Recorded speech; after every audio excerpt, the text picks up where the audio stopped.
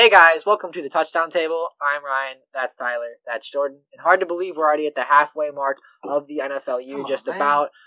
Slow down, you're rushing ahead, They're rushing ahead, aren't they? But really, the season has flown by fast, but we've got a long way until the Super Bowl, so there's certainly a lot of fun left to be had. Let's pick these Week 9 games. How's that sound? Yeah, let's do that, and let's start with the Thursday night game, as we always do. It's the Green Bay Packers at the San Francisco 49ers. Both of these teams losing, and both of them not happy about their performance. With the Packers, the Vikings, who are a 1-5 team, they beat them pretty good, and I shouldn't say the Vikings, I should say the Dalvin Cooks beat them pretty good. We'll talk about the Vikings in just a little bit. And the 49ers lost to a good Seattle team. In this game, I think the Packers will have the bounce-back game. I like their team better. I think Aaron Rodgers is going to play very, very well. 28-20, I have the Packers winning. Well, worth mentioning, this is a rematch of the NFC Championship game from last year. That was a game San Francisco won pretty decisively, but I see a completely different story in this one. I see the Packers winning 24-17. I think they bounce back. And, I know San Francisco's a run-heavy team, but they do not have anyone close to the caliber of Dalvin Cook. I think Aaron Rodgers will make enough plays with that great arm of his. Packers bounce back. I'm with you, Ryan. I think, Jordan, you said it too. But I think the Packers win this game as well. Both these teams they looked worse than they actually were. But the Packers are the better team. I think they're going to want revenge, like you mentioned, from when they played the NFC Championship game. Packers win 30-26. All right, the next game is the Broncos at the Falcons. Falcons coming off their loss on Thursday night. And the Broncos looking a lot better now that Drew Lock is back. That's a factor that I'm going to factor in here. I know Julio's been doing better for the Falcons, but the defense for the Broncos is getting they're not very great, but they're getting a little bit better since their offense is playing well. I think the offense plays well enough to win with 23 points. Broncos win 23-21. Yeah, how about that Denver game? Last week, that was a thrilling one. I watched the end of it live. It was crazy. The Chargers thought they won it. There was a pass interference, or at least they thought they might have stopped. I don't know if the clock would have ran out. There was a pass interference, or it might have. Pass interference in the end zone, sets them up at the one. Drew Lock rolls out, eventually finds KJ Hamler, who makes a nice catch for the score. I feel like people forgot how good this Denver offense can be. They have a nice plethora of young talent. I think that gets them the win against Atlanta. Broncos win a high-scoring one, 33-27. Yeah, this one comes down to the question, will the Falcons rise up, or will the Broncos Drew Lock down the Falcons? I had the Falcons rising up. They had a good week and a good win against the Panthers on Thursday Night Football. And I think this team under a new head coach, they keep it going. This offense keeps rolling. I have them winning 27-26, a very close game, but this time Denver's going to lose instead of win by one.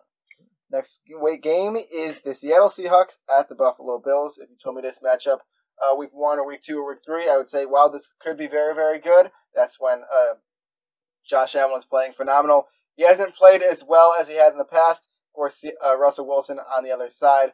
And I think Russell Wilson's going to be able to take this one. It should be a close game because what Seahawks games are not close. 32-27, I have Russ and his team winning. Yeah, the score looked a little close last week, but it was a lot more decisive than it seemed. This will be a very interesting game, and I see a statement game from Buffalo. I think we see the Josh Allen we saw from weeks 1 to 4. I think they'll be able to make enough plays on a Seattle defense that's been decent but not great. A little bit of surprise, but I think this is a statement game from Josh Allen and that Bills team saying, hey, we're legit. They got a comfy lead in that division right now, but I think this is a statement game that really puts the rest of the AFC and really the rest of the league on notice. I think it should be fun watching these two quarterbacks go at it. Russell Wilson will make plays, but I think Josh Allen will as well. Statement game that's really going to put the league on notice, in my opinion. Bills win 27-24. And the Bills really haven't been putting anyone on notice in the last couple of weeks. I know they beat the Patriots last week, but it was an ugly win against an ugly team. They're not looking like they were in the first couple of weeks. I think the Seahawks take advantage of that. They win 32-25. Next one is the Bears at the Titans. This should be an interesting one, given that both these teams started off good and now are on 2-game losing streaks. It's in Tennessee.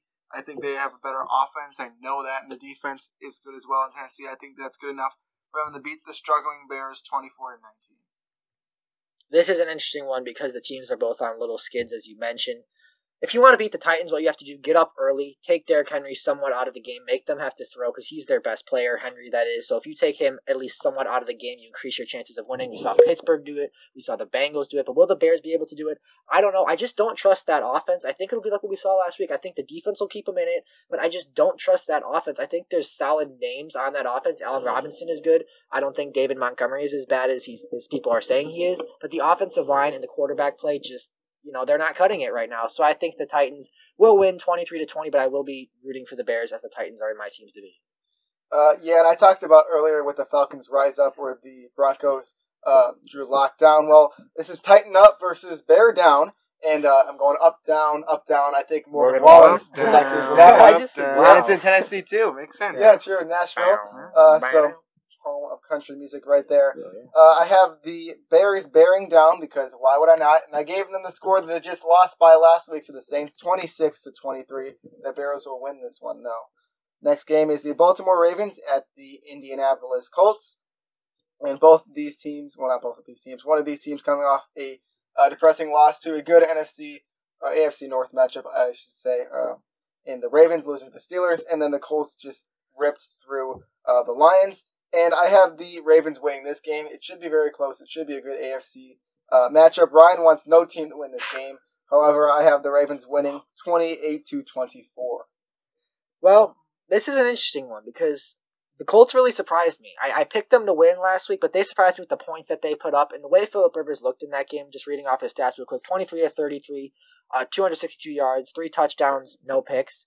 And that was really surprising because I really didn't expect us to see many games where we'd say, wow, Phillip Rivers really played a huge role in winning them that game. But the stats say he clearly did.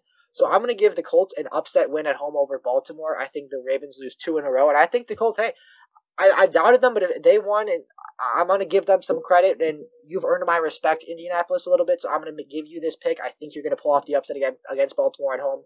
Should be a fun game, though. Colts win 30-23. Indianapolis has earned some respect, especially last week, like you mentioned.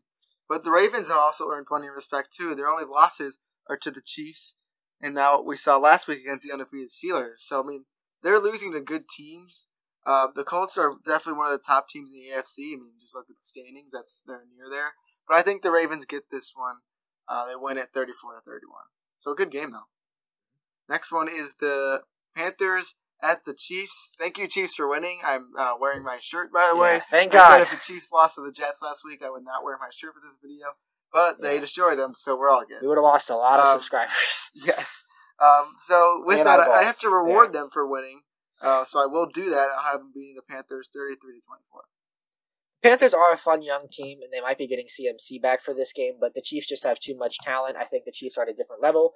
Carolina could be, somewhat, of a contender, a year or 2 years down the road, but not yet. Kansas City's clearly the better team. They win it decisively, 37-20. Yeah, 2 of my favorite NFL coaches in this game, Andy Reid and Matt Rule. However, I have Andy Reid ruling Matt Rule in this game by a score of 34-23. Next game is the Detroit Lions at the Minnesota Vikings. And if you watch this channel, you know I'm a Vikings hater. But I was also cheering for them last week against the Packers, because as a Bears fan, I need the Packers to lose. And for once, Vikings winning actually brings a smile to my face. And unfortunately, I have to reward them for what they did. Although the Lions, I think that Matthew Stafford played a great game in this game. Now, they also lost Kenny Galladay. So that's going to be tough for them. But he played much better passing the ball, I think, playing the defense that they did. And the Colts, they realized that Matthew Stafford still has a big part in this offense. However, besides the fact that I'm praising Matthew Stafford, I have him losing this game 26-21. The Dalvin Cook's reign victorious. Yeah, you said it. Just feed Dalvin Cook. Kirk Cousins, he's having a rough year, but if they have Dalvin Cook healthy, they got a chance to at least be competitive in every game they play. We saw this team has played some good teams very tough. They played the Titans tough. They played the Seahawks tough. And, we saw they just beat Green Bay. So,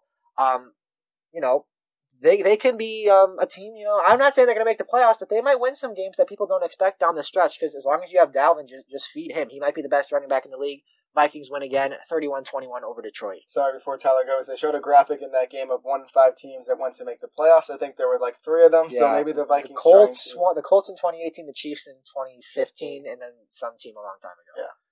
All right, well, Dalvin Cook for the Vikings reminds me of someone who actually we're going to see in this game who played for the Vikings, Adrian Peterson. Oh, yeah. Going up against his old team. Yeah, Dalvin Cook is looking that good right now. Especially last week, Ryan, you know plenty about it because you had him on your fantasy team, Dalvin Cook, that is. The Lions played all right against the Colts. I mean, the score kind of didn't justify how they played, but I think Dalvin Cook is going to cook his team up a nice victory. All right. So next game now is the Giants, at the Washington football team. We saw this matchup before already, right? We did. I can't remember who won. The Giants. The Giants won. Well, I'm gonna say they win again. I don't know who's gonna be quarterbacking. I'm assuming Kyle Allen's gonna be playing. Who knows? It's the NFC East. Who knows? I don't know. I mean, we're just gonna have to find out. And the Giants we haven't seen play yet against the Buccaneers, but I'm assuming it didn't go very well. Yeah. I could be wrong, but I think regardless, the Giants will win again, 19-17, an ugly game. Yeah, the NFC East is such a confusing and such a horrible division that honestly, my method, usually there are exceptions, is when there's two NFC East teams in a game, just pick the home team. Because honestly, who knows? This division is so confusing. The quarterbacks are confusing. It's just it's a real head scratcher of a division. So I usually do pick the home team when two NFC East teams collide. That's what I'm doing here. Washington wins 28-24. And for me, I go a different strategy than you. Of course, that's a good strategy, but this is just something that I thought of in my head. I'm not sure if Chase Young's going to be playing this game because of an injury, but let's hope we see Andrew Thomas against Chase Young. That would be a fun one to watch. First tackle off the board and second player off the board in Chase Young. First edge rusher, of course, and one of the best ones we've seen in a long time. I have Chase Young's team winning this game 20-17 in probably a sloppy NFC East matchup. Now on to the next game. Ryan's going to want to see this one. It's the Houston Texans at the Jacksonville Jaguars. Jaguars are going to be Minshew-less in this game, so let's play either Mike Lennon, the giraffe, or Jake Luton, thank you. So we'll see what happens with that. However, I have the Texans winning this game. I think their team is looking better. Their offense looks better, and I think their defense will do enough against whatever quarterback is in this game. 27-24, Houston comes out on top. Yeah, hopefully my team doesn't make any stupid trades by the time this video is out. But you never know. I mean, you could take, Bill O'Brien out of Houston, but who knows what will happen. There's rumors. But actually, my score prediction, little interesting story here. I had a dream a couple days ago that the Texans beat the Jaguars 21-20 after stopping them late on a 2-point conversion. So you know what?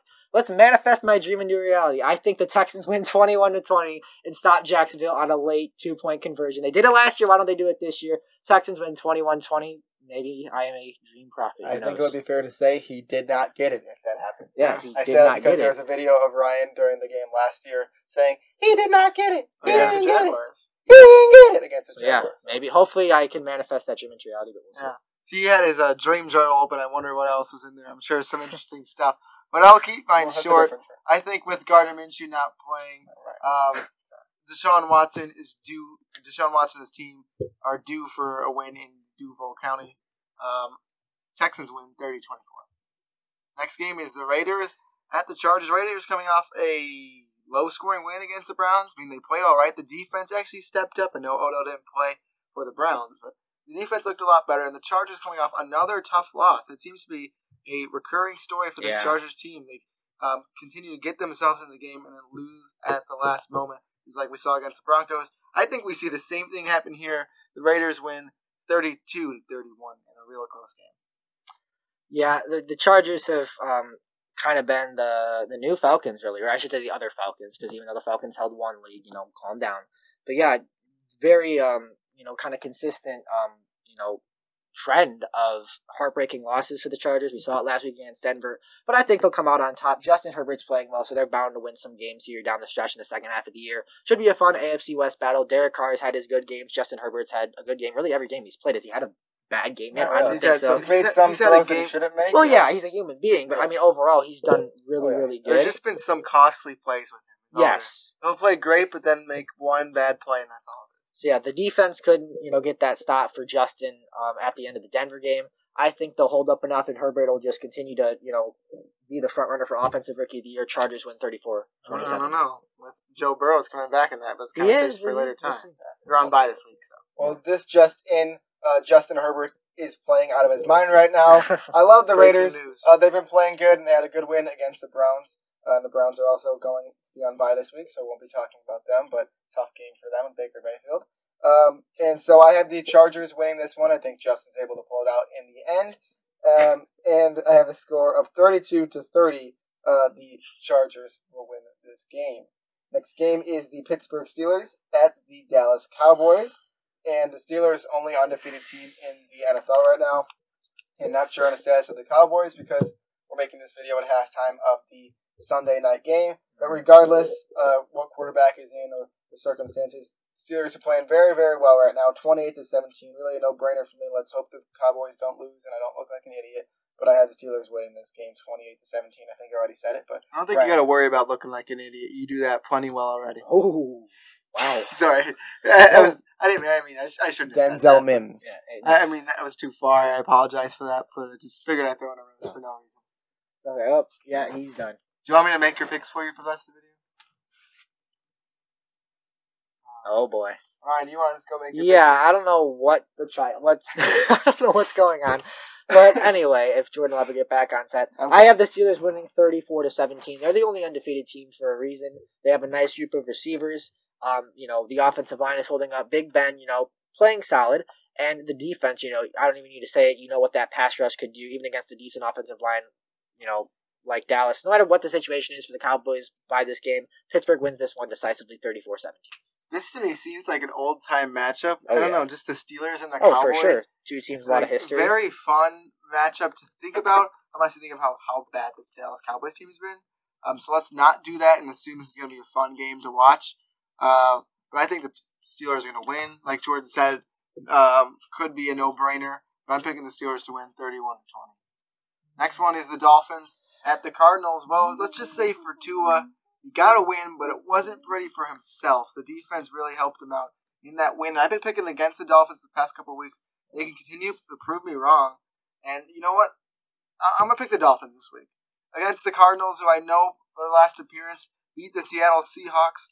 I don't know. Something about this Miami team is really exciting to me. And they have a chance to win this division. So extra motivation. Miami wins in Arizona. Dolphins win 27-25. Yeah, Miami is a sneaky good team, and I think after this, after that win against the Rams on Sunday, people are really starting to see that they've got playmakers. They're an energetic bunch, and like I said, they are really. They're not elite. They're not the Chiefs. They're not the Steelers, but they are a sneaky good team. Where if they do get into the playoffs, I don't think teams are going to want to play them in that first round because you never know. If they're going to just go off like they have on multiple occasions. I'm picking Miami as well. I think they win over the Cardinals in a close one. I think Tua will have a little bit of a better game. Obviously, like you said, Tyler, Tua got his first win, but it wasn't really the Tua show. It was more that Miami defense and special teams making plays. But I think Tua will have a much bigger impact against a good Cardinals team coming off a bye week. But before that, the crazy win over Seattle. Dolphins win a tight one, 26-24. Yeah, me and Ryan are the Dolphins guy at the table, and I love my Dolphins, and I also love the rook out of Alabama, Tua Tagovailoa. This game, he just did not live up to the standards that I would have liked to see from him. And don't get me wrong, I still like the Dolphins, but the Cardinals are still a pretty darn good team. I picked the Dolphins originally, but then I switched back over to the Cardinals.